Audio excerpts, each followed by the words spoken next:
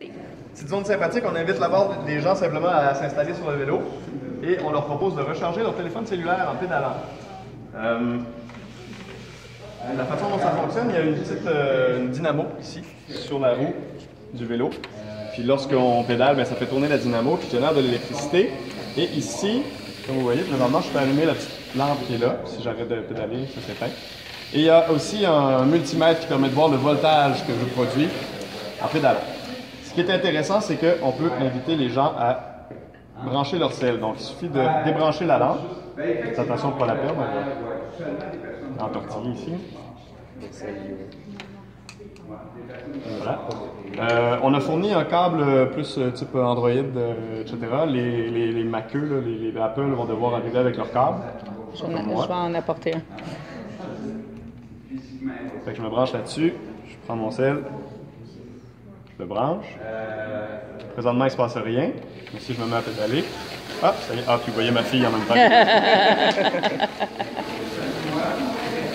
Là, je suis déjà chargé à 100%, ça ne marche pas vraiment, mais on pourrait voir quelqu'un qui pédale bien longtemps, ça se peut qu'il voit monter 1%. Je ne sais pas combien,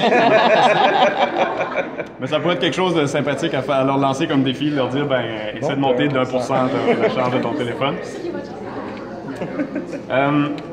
Ce que je vais vous demander en tant que responsable de cette zone-là, c'est le multimètre qui est ici. Ça fonctionne avec une pile à l'intérieur. Et si on le laisse allumer pendant 12 jours, ça ne marchera pas longtemps.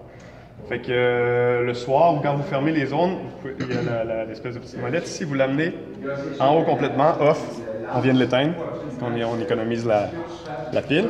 Puis quand vous voulez le faire fonctionner, vous le tournez vers la gauche jusqu'à 20 volts. Fait que c'est capable de mesurer de 0 à 20 volts. Comme ça. Il y a toujours un petit voltage résiduel, vous allez voir, il est tout le temps à 0.5, 0.4, c'est la vie, c'est ça.